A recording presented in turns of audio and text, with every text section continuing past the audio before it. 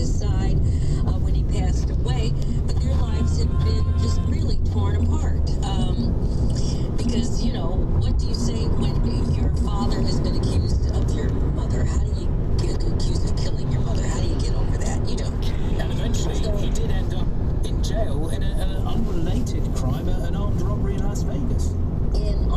Yes, and a lot of that was because he felt that he was really, I mean, anytime anybody gets and I say get away with a double murder, he was acquitted. And you notice no one else was supposed to be going after if he find out who did it. No one's going to go to trial for that again. So if you think about that, you know, where's the murderer? It wasn't OJ. Say it like it is. What's been the reaction to his death where you are in Los Angeles? Well, it's all over the news because so many people here, you know, all of the news stations covered it. It's been here. It's been everywhere all morning. People are dissecting the trial, looking at what happened, looking back at the video. It's very interesting. OJ was such a charismatic person and such a great football player that he crossed over. There were no boundaries for him. And I think the only reason that he was really, charged in this thing in Las Vegas, which was basically, you know, he would have been a slap on his hand had he not been acquitted for this murder, to be honest. But I think in his mind at that particular time, he felt he was above the law. I mean, he just did. And that's what happened. It's, you know, he's going to jail for something, and he did for 9 years. It's Tanya Hart's from Hollywood Live. Extraordinary connection to that. Johnny Cochran, the lawyer, her neighbour, she knew OJ. She was there in the room on the day that he said that famous line, "If the glove don't fit, you must acquit." And Tanya Hart speaking there with the BBC's Oliver Conway on that news breaking overnight. OJ Simpson has done at the age of 76. More on that coming up. We'll catch up with our correspondent in Washington in about 20 minutes' time. I want to stay overseas for a moment. They're quite extraordinary. These court documents have revealed how the most powerful figures in Spanish football allegedly harassed star striker Jenny Hermoso in the wake of an unsolicited kiss by the Federation head of Portuguese, winning the World Cup final in Australia last year. It was one of Spain's finest sporting achievements. It was overshadowed by Portuguese kissing Jenny Hermoso at the awards ceremony. And what followed was a saga that just keeps going on and on, exposed systemic sexism, not just in Spanish. How to catch a baby phoenix. First, write 6 animals in a limbo.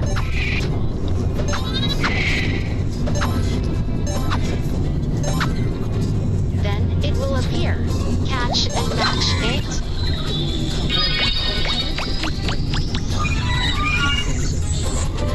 Now you got it.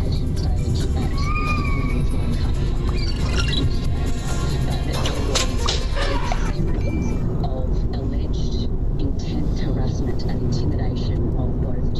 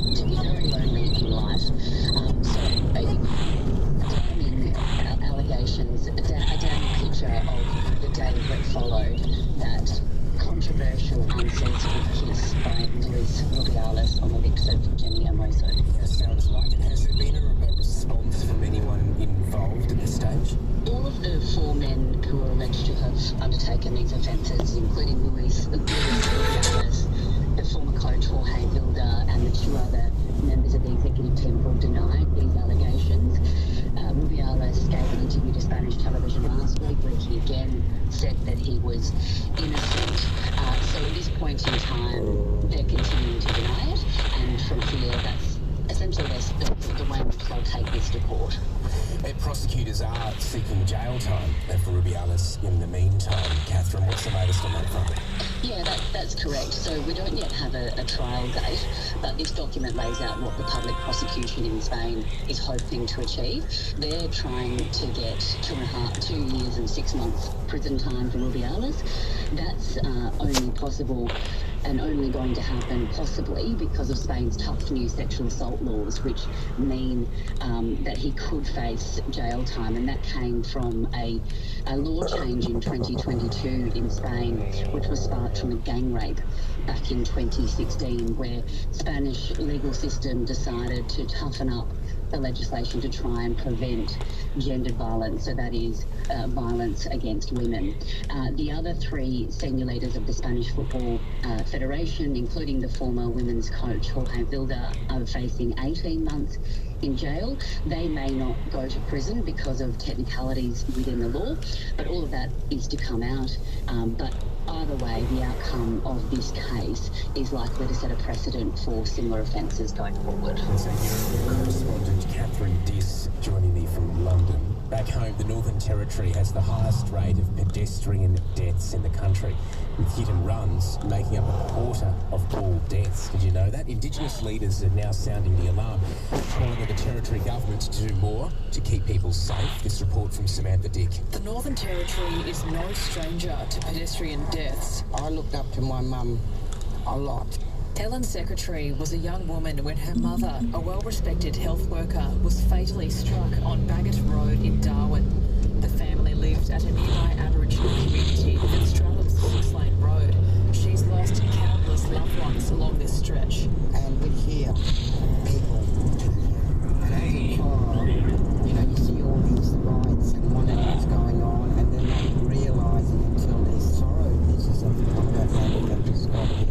Helen's fed up with seeing people die on Bagot Road and says it's a death trap. The 6-lane is very dangerous. As you can see, there's no traffic lights, there's no pedestrian, no safety device at all. Aboriginal people make up the bulk of pedestrian deaths in the Northern Territory, in a jurisdiction that has the highest rate of alcohol consumption per capita and skyrocketing rates of homelessness. Keeping people safe has never been harder. Detective Senior Sergeant Brendan Lindner, who leads Northern Territory Police's major crash unit, believes alcohol is the crux of the problem. You don't have to drive around the Northern Territory for long to see at-risk pedestrians walking dangerously within traffic, and there's a whole host of reasons why that might be the case.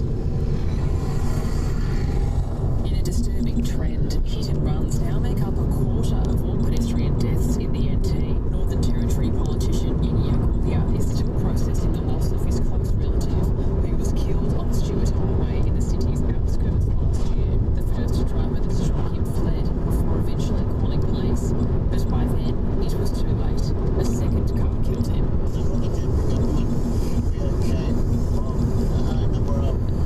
It is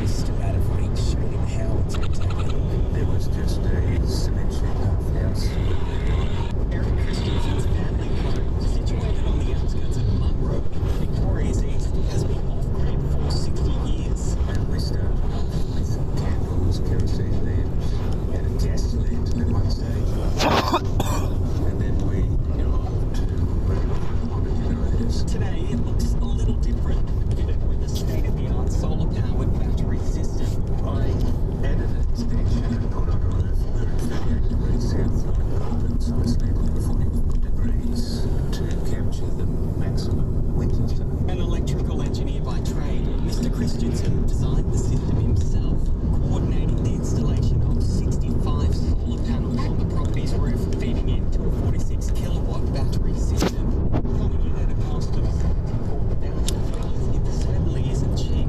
The self-described bachelor says he has no regrets.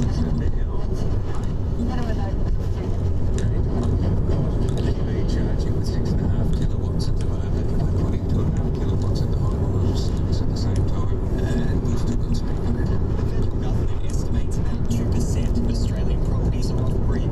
Most of these homes are located in regional and remote parts of the country amid an increasing number of extreme weather events.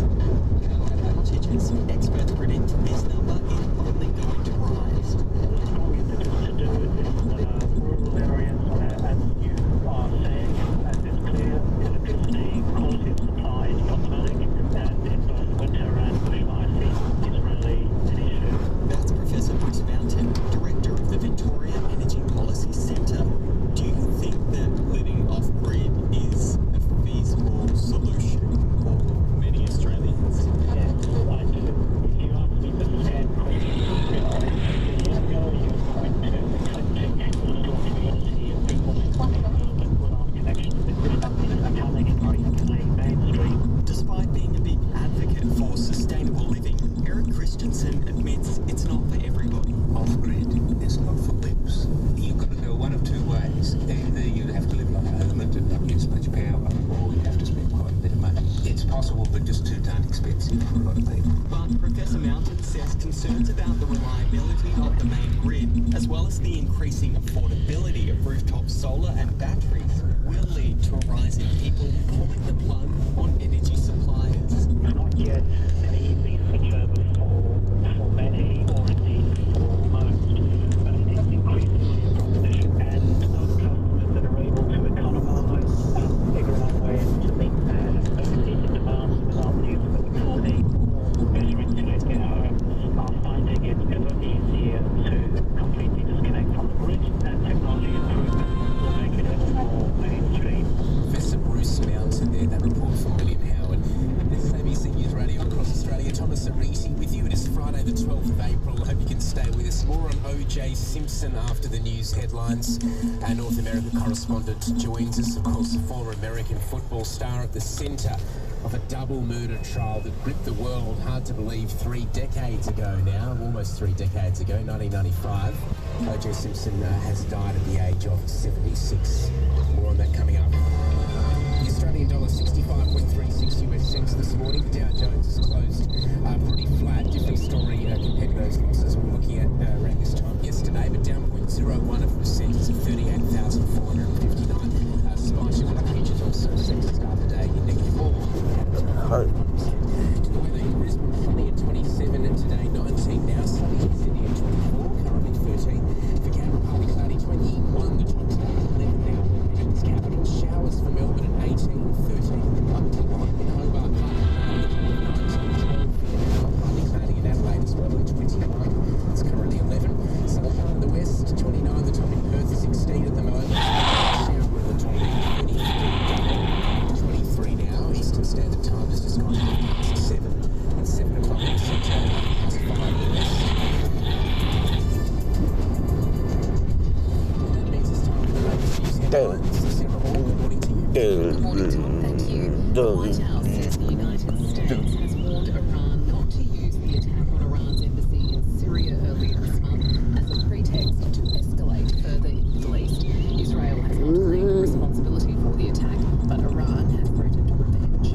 UN nuclear watchdog says drone attacks on the Russian-held Zaporizhzhia nuclear power plant in Ukraine must stop, as they could pose a new and gravely dangerous stage in the war. The International Atomic Energy Agency says nuclear safety wasn't compromised when drones attacked the facility on the weekend. Moscow and Kyiv have repeatedly accused one another of targeting the plant since Russia seized it shortly after it invaded Ukraine. The infamous former American football star OJ Simpson, who was acquitted of the murder of his ex-wife, has died aged 76. His 1995 trial for the murder of Nicole Brown and her friend Ron Goldman captivated and divided the US. In 2008, he was sentenced to 33 years for the robbery and kidnapping. My very first dealer. He served 9 years.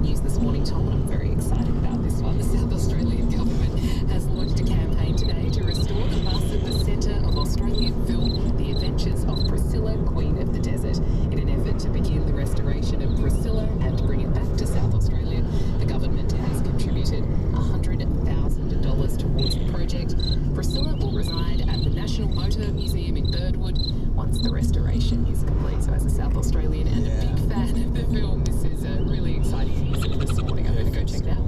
For you, yeah, listen to that, you're proud South Australian. Thank you very much, Sarah Hall. As Sarah's back in about 25 minutes for the full news update. We're actually trying to chase an interview on that Priscilla story this morning. I always thought they knew where the bus was, but until now, apparently not. You're listening to ABC News Radio. It's Friday the 12th of April. Tommy Sabriti with you making news. OJ was such a charismatic person and such a great football player that he crossed over.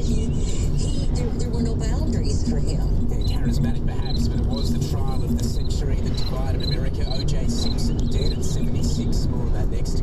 Also today, Israel's Prime Minister warns he's preparing to attack in areas outside of Gaza as concerns grow over an Iranian threat to strike Israel. And back home, the search to resume for the body of alleged Ballarat murder victim Samantha Murphy.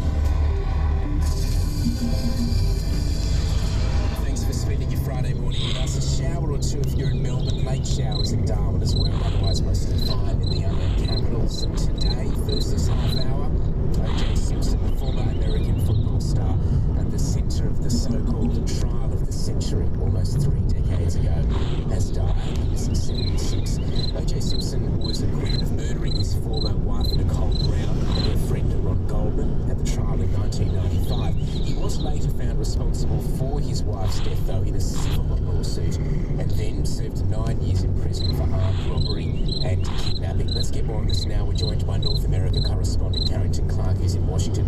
Carrington, thanks for your time. OJ Simpson, maybe not so much in Australia, but certainly in America, very well known before he was charged with murder, right? But it was this case that catapulted him into infamy. Yeah, absolutely. So in America, he was first very well known as a superstar athlete. He achieved great heights even at the college level with American football. He won the Heisman Trophy, which is the highest accolade you can get. Then moved into the NFL, the professional league, broke huge amounts of records, became a Hall of Famer, and then was able to leverage that sporting success and his natural charisma into lucrative endorsement deals as well as a Hollywood acting career. But then we have this shocking twist to the narrative where his wife, Nicole Brown, and her friend Ron Goldman are found murdered. They'd been stabbed repeatedly, Nicole's throat had been slit, and then OJ becomes the prime suspect. And then that extraordinary moment that's seared into the memory of so many people of that slow police pursuit of his white Ford Bronco before his arrest. And then the trial, which became dubbed the trial of the century, which allowed Americans and people around the world really unprecedented access into a criminal trial of such magnitude, where he was able to put up a successful defense, in part based on accusations of prejudice against the police officers who'd been investigating, claims that they had gone after him because he was this successful black man who had a white wife, who was at that point his ex-wife. And also those extraordinary moments from the trial itself where he had this dream team of lawyers, including actually Rob Kardashian, who became better known later, perhaps ironically, as the father of Kim Kardashian. And I say ironically because it kind of was the first real mass-consumed reality television, this trial. But the jury in the end acquitted him, despite seemingly huge amounts of evidence. But it was a polarizing moment in America because the black community in large part had rallied to that cause. The argument that there was widespread prejudice among Los Angeles police officers was something that they felt in their own lived experience. But much of the white community believed that he had effectively gotten away with murder. And then you see this civil trial launched by the family of the two deceased, and they're successful in suing him and finding OJ Simpson responsible for their deaths, not facing a jail term, but facing this huge fine of more than $33 million. And then later, the story just goes on, right? And then later you have this, the actual conviction that leads to his jail time, which has nothing to do with those cases, which is that he's convicted of kidnapping and robbery of a memorabilia dealer in Las Vegas, and sentenced to 33 years, serves 9. and then lives the rest of his years on the kind of sidelines of society. Yeah, granted, released on parole in 2017. Worth noting that $33 million, I don't think they saw a lot of that money either, but it was a saga that went on for a long time. What sort of a reaction has there been to his death now, Carrington? I think it's fair to say it's been muted. We have seen from Caitlyn Jenner, who was married to Kris Jenner, who was previously married to Rob Kardashian, who was one of the lawyers for OJ Simpson. Caitlyn Jenner says good riddance. But then we also have heard from the family of Ron Goldman, who says that this is a reminder, obviously, of the loss of their son and the years that were stolen from him. And I've just seen that the NFL Hall of Fame has released a short statement, just kind of recognising, as they put it, his on-field contributions, which will be preserved in the Hall's archives in Ohio, but obviously not wanting to reference all the off-field controversy that dogged his life. And I imagine you want to steer clear of that, Carrington. Thank you very much as always for joining us, North America correspondent Carrington Clark there. Joining us from Washington live on the death of OJ Simpson, the former American football star at the centre of that so-called trial of the century, as he died at the age of 76. But as Carrington just told us there, so much more than this as well, following his civil lawsuit. And then he did ultimately, for something completely unrelated, end up behind bars over kidnapping and an armed robbery convicted by a Las Vegas jury so many years later. We'll have all of that throughout the morning.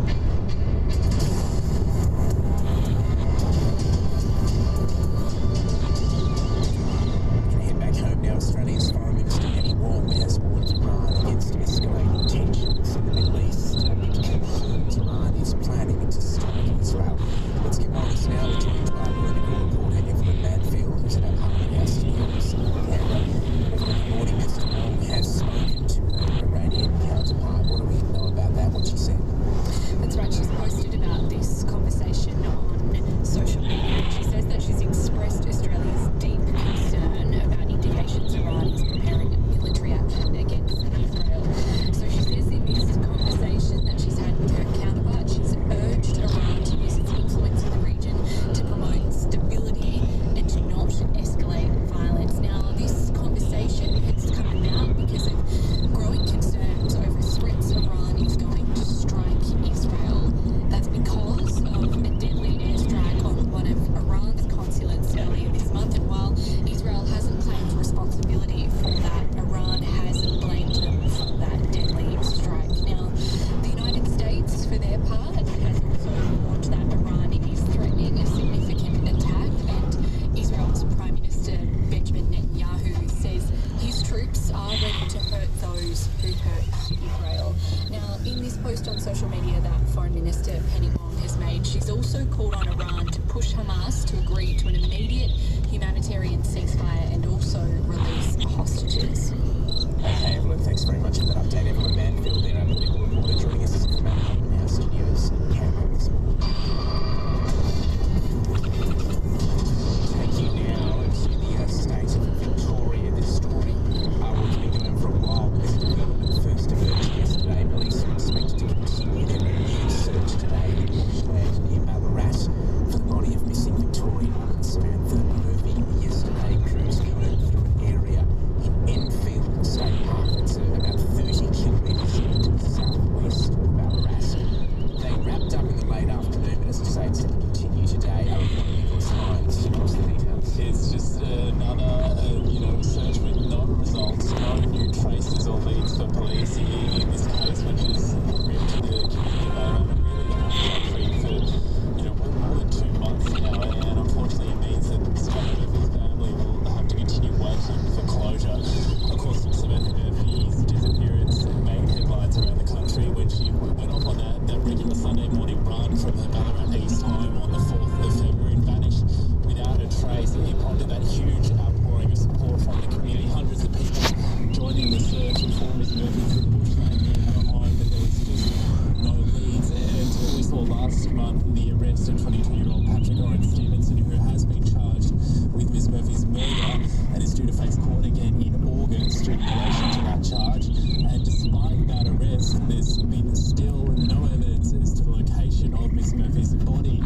Now, police yesterday said that they were searching a major new area, the Enfield State Park. This is about 25-30 kilometres southwest of Ballarat. It's a vast area of thick bush and woodlands.